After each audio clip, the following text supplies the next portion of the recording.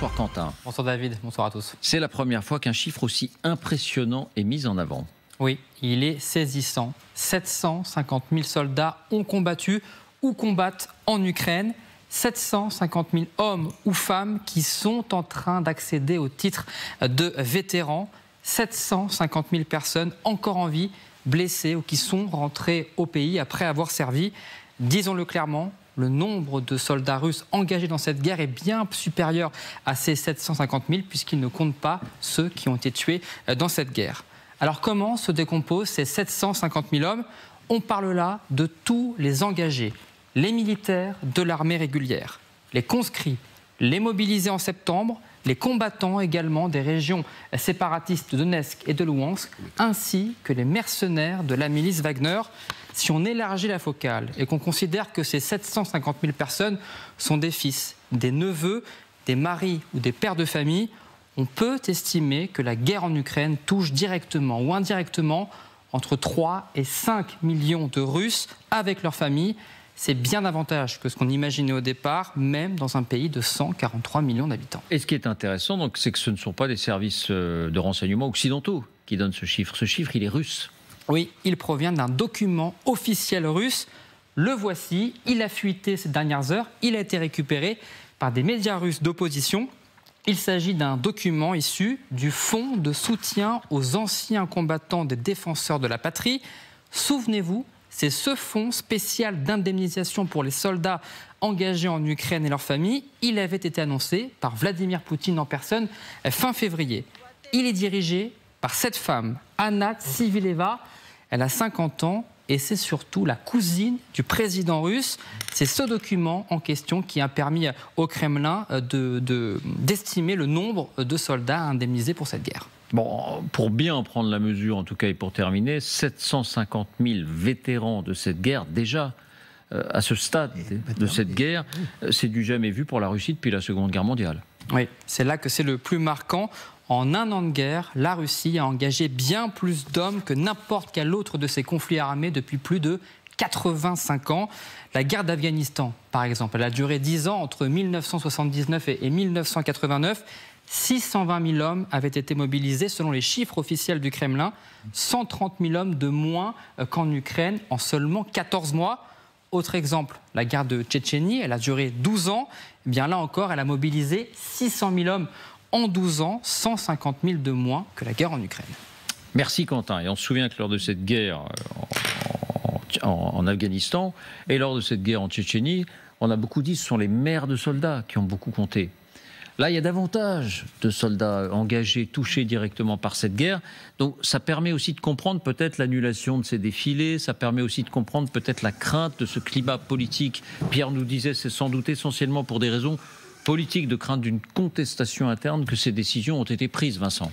Alors, je voudrais mettre en rapport deux chiffres. Celui que Quentin vient de détailler, les 750 000 touchés, invalides compris par l'agression militaire de l'Ukraine, et puis le nombre de Russes qui ont quitté le pays depuis la mobilisation partielle de l'automne 2022. 700 000, c'est à peu près équivalent.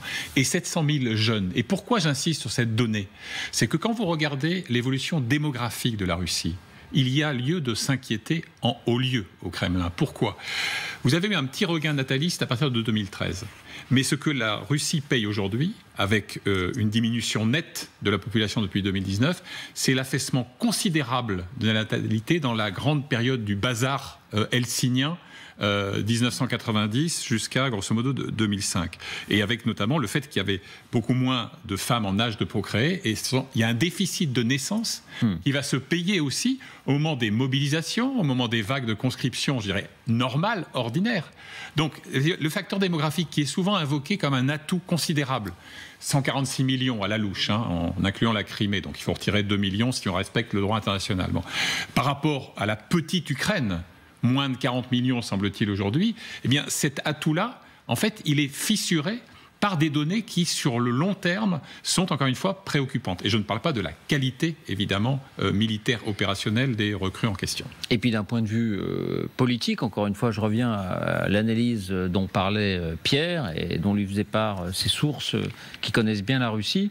D'un point de vue politique, ça veut dire que 750 000 vétérans, 700 000 personnes qui sont parties, on peut imaginer que pratiquement chaque Russe a un cousin, oui, un oncle, un voisin, un ami qui est directement touché par cette guerre. J'ajouterais très brièvement à ce propos que c'est aussi, quand vous avez un type qui rentre du front, c'est pas nécessairement des gens qui sont psychologiquement équilibrés. Certains ne l'étaient pas en partant. Je pense évidemment aux repris de justice qui ont été raflés dans les colonies pénitentiaires par Evgeny Prigojine, le patron de Wagner.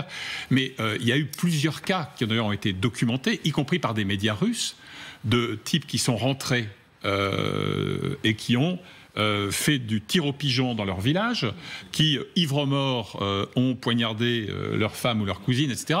Donc la guerre ramène toujours au pays des gens fracassés, pas seulement des gueules cassées physiquement, mais des gens qui sont détruits psychologiquement et qui sont des ferments d'instabilité. Et donc vous ne pouvez plus nier que la guerre est là. Puisque le voisin, encore une fois, est sorti avec sa calache et a arrosé le quartier. Et ça répond à votre question, David, puisque vous disiez, est-ce qu'on peut imaginer des réactions? Est-ce que la société russe est fissurée? Lorsqu'on commence à avoir finalement la guerre, et elle vaut pour chacun d'entre nous, lorsqu'il y a un événement terrible, lorsqu'il est éloigné, oui, on se dit émotionnellement, c'est difficile. Mais lorsque cet événement est en proximité, là, ça a une résonance. Et c'est vrai que si on arrive à un volume, à un chiffre suffisant pour que finalement chacun connaisse quelqu'un qui, dans son village, ou est témoin d'un événement particulier, certes, ce sont des gens qui, c'est pas une démocratie, donc les gens ne vont pas partir et manifester le 9 mai, mais pour autant, et c'est peut-être, et ça répond à votre deuxième question, est-ce que finalement Poutine se sent fragilisé? Certes, il a le langage, le discours officiel, mais il sait très bien que sur le terrain, les uns et les autres se rendent compte qu'il y a cette guerre, il la touche parce qu'on va avoir un frère, on va avoir une sœur, on va avoir des gens qui vont revenir, on va avoir des incidents dans les villages, on va avoir la pauvreté, parce qu'on oublie qu'il y a aussi de la pauvreté dans le pays profond. Et donc tout cela, forcément une incidence, et ça, il le sait, même s'il ne le reconnaît pas officiellement. En tout cas, il ne peut pas, on disait tout à l'heure, est-ce qu'il le sait vraiment? On ne peut pas se mentir indéfiniment, alors c'est un autre cerveau, c'est quelque chose qu'on ne comprend pas. Oui, enfin honnêtement, encore sur ce point-là, encore et toujours, comment imaginer qu'il ne savait pas à quel point cette armée ukrainienne s'était régénérée pendant ces dernières années, notamment avec l'armement américain? Comment est-ce qu'il pouvait imaginer qu'il allait rentrer comme dans du beurre, accueilli en héros, sauveur par les citoyens ukrainiens? Tout ça paraît tellement incroyable qu'on peut imaginer qu'il soit toujours dans un même état d'esprit, complètement déconnecté des réalités, même si c'est, encore une fois, difficile à appréhender. Pierre. Oui, pour répondre à votre question, puis pour revenir sur ce chiffre de 750 000 qui est très intéressant, vous avez des instituts anglo-saxons qui travaillent beaucoup, qui produisent de la réflexion, de la documentation et de l'information sur des éléments de réponse à votre question. Comment ont-ils pu se planter à ce point-là? Il y a 2-3 éléments rapidement. Ces études montrent que les Russes ont énormément investi l'Ukraine en termes d'espionnage et en termes d'achat de généraux, de membres des services ukrainiens, de membres d'élus régionaux, etc. Ils ont fait une politique comment dirais-je, d'achat, de manipulation de tas de relais en Ukraine pour préparer la suite des événements, qui est ce qu'on a vu le 22. Et donc, ils ont pu, à partir de cette... Il y a un général des services secrets ukrainiens qui était complètement dans la main des services russes. Vous avez des hommes d'affaires. Enfin, il y avait vraiment... Le pays était truffé d'agents russes à tous les niveaux. Et ils ont déduit notamment de ce maillage-là que... Avec une offensive éclair sur Kiev qui a été montée, Hostomel, troupes aéroportées, prise d'assaut, etc., plus tous ces relais qui ont fonctionné à Kherson. Oui. L'oblast est tombé comme ça parce que tout ce maillage a fonctionné. Mais ce que disent, donc ce ne sont pas mes propres sources, ce sont des éléments ouverts, je ne peux pas citer tous les noms de ces instituts britanniques, ils disent qu'en fait, dès que ça a commencé à ne pas marcher, des tas d'agents ukrainiens qui étaient stipendiés, qui étaient payés, se sont dit, oh là là, ça vaut pas le coup pour de l'argent de continuer à trahir. Et ils ont fait marche arrière. Et donc une partie du maillage qui avait été mis patiemment en place par les services russes s'est effondré. Vous croyez qu'ils seront démasqués un jour? Alors beaucoup ont été démasqués parce qu'un certain nombre, le général notamment ukrainien a été arrêté. Tous les limogeages que vous avez eus, régulièrement vous voyez qu'il y a des chasses aux sorcières à l'intérieur des Ukrainiens, et le président Zelensky fait message.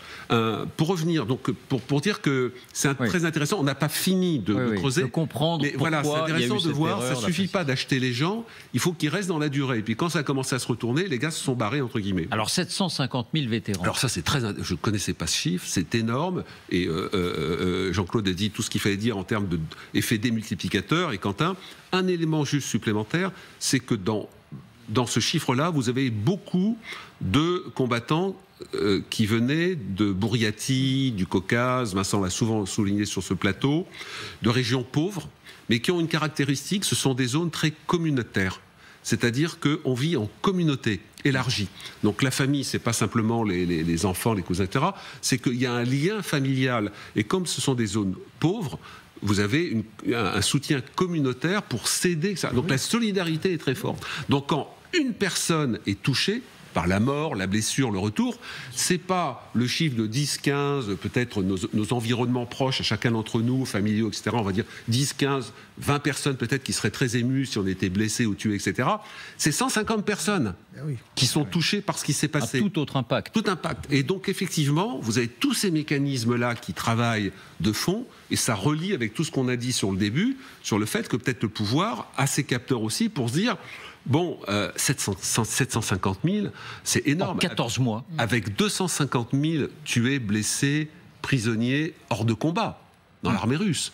Donc c'est quand même, même si c'est 30 fois la France, c'est effectivement 145 ou 144 millions d'habitants, c'est considérable, ça peut faire comprendre pourquoi le pouvoir russe regarde tout ça comme le lait sur le feu. Et c'est pas terminé. La télé russe, aujourd'hui, il y a ces débats, on les connaît par cœur, c'est aussi une agence de recrutement. Regardez. В рядах участников спецоперации много тех, кто выбрал военную службу по контракту. Больше информации для этого по короткому телефонному номеру 117 или по QR-коду. Ссылки на сайт, где перечислены 5 шагов к началу контрактной службы. Я обращаюсь ко всем достойным мужчинам нашей большой-большой страны. Я приглашаю на контрактную службу в вооруженных силах Российской Федерации. Здесь вы сможете обрести себя как настоящие мужики, найти достойную зарплату, реализовать все свои мечты и желания, которые у вас были в детстве. Жду вас. Vrai mec, salaire décent. Ah, c'est vendeur. Montage Marion Désert. L'affiche cette affiche, c'est celle qui est apparue dans les rues de Moscou depuis quelques jours. L'affiche qui est au fond, qui est « Engagez-vous, engagez-vous ». Oui. Ça, c'est peut-être l'aspect relativement, positif, attractif, tel que c'est présenté. Enfin, c'est une toute autre affaire quand on parle de 250 000 personnes. Catherine, 750 000 vétérans. Donc on est bien au-delà des chiffres qu'on imagine. Moi, déjà, je suis étonnée que le chiffre soit sorti. Parce que je pense que la cousine de Vladimir Poutine, là, aujourd'hui, elle doit quand même se dire qu'elle aurait peut-être mieux fait de ne pas donner ce chiffre. Parce que, rapporté à la France, je ne suis pas très bonne en calcul, mais ça ferait 1,5 million de personnes quand même. Puisque la France, c'est à peu près la moitié. On a 70 millions d'habitants. Donc 750 000 multiplié par 2, en France, ça voudrait dire qu'il y aurait 1,5 million d'hommes et de femmes. Il faudrait diviser par 2. Oui, c'est exactement l'inverse. Je vous ai prévenu, je ne suis pas très bonne en calcul. Mais vous vous rendez compte, c'est quand même énorme. Oui. Et effectivement, comme le dit Pierre, sont des régions où on vit énormément en communauté. Mais je pense qu'effectivement, Anna Tsivileva, elle n'aurait jamais dû publier ce chiffre. Et dans une Russie qui, justement, essaie de plus en plus de contrôler ce qui se passe, c'est quand même étonnant parce que là, ça veut bien dire qu'en effet, on ne parle pas du tout d'une opération militaire spéciale. 750 000 hommes, moins en plus les blessés, les morts, etc. C'est une vraie guerre. Et je pense que c'est là où il y a le déclic et la crainte du pouvoir, parce qu'en effet, même s'il est isolé dans son Kremlin, Vladimir Poutine, il sait que même si le discours officiel, ça reste l'opération militaire spéciale, le peuple russe, maintenant, sait que ce n'est pas ça et que c'est une vraie guerre qui touche effectivement énormément de ressortissants de la Russie. Donc ce mensonge-là ne va pas pouvoir tenir très longtemps. Et effectivement, là, on reboucle ce dont on parlait au début. C'est-à-dire que dans cette ambiance-là, avec ces informations-là, comment faire de grands défilés du 9 mai avec une population qui serait venue admirer l'armée qui leur a pris un fils, qui leur a pris un cousin, un père, etc. Oui. C'est impossible. Par petites touches et avec ces informations de la journée, on arrive petit à petit, par les différentes pièces du puzzle, à se faire une idée du climat qu'il y a en Russie. Et voilà, on est sans doute loin, malgré tout, de l'idée que le pays se sent loin de cette guerre. Pas du tout, elle est au cœur de la vie publique. C'est d'autant plus préjudiciable à l'image officielle que ce fonds de soutien aux vétérans des défenseurs de la patrie, son nom exact, est non seulement dirigé par une nièce de Poutine, mais le patron du conseil de surveillance de cette sorte de fondation, c'est quand même le numéro 2 de l'administration présidentielle, un certain Sergueï Kirilenko. Oui. Et ils sont censés avoir établi 11 000 coordinateurs sociaux pour venir en aide aux vétérans, à leurs familles. On a là l'illustration parfaite de l'écart abyssal qu'il y a entre le verbe et le réel. Vous avez dans le même temps un député de la Douma, pourtant dans la ligne évidemment du Kremlin, qui dit « je n'exclus pas une nouvelle mobilisation » pour obtenir une victoire rapide. Donc si vous voulez... Pour l'instant, il n'ose pas. Voilà. Il n'ose pas. On a l'impression qu'il marche sur des œufs. Voilà. Et puis, je reviens sur l'affiche et surtout ce clip de recrutement. Vous savez, l'appel un peu viriliste à la fraternité des armes, le jeune Russe, il sait quel est le degré de violence infâme dans les casernes. Et il le sait forcément. Mais oui, parce que les témoignages sont là. Le viol est pratiqué de manière, je veux dire, presque pavlovienne. Enfin, ils le savent très bien. Pourquoi, à votre avis, avant même le déclenchement de l'invasion, vous aviez tant de jeunes Russes, ceux qui le pouvaient, culturellement et financièrement, qui allaient s'installer dans les pays baltes, en Europe de l'Ouest, etc., ou dans les pays du Caucase? Évidemment parce qu'ils ne voulaient à aucun prix, et leurs parents moins encore, se retrouver. Alors, vous savez, ce genre d'appel au patriotisme, et on va faire équipe, la fraternité des vestiaires, ça va bien, quoi.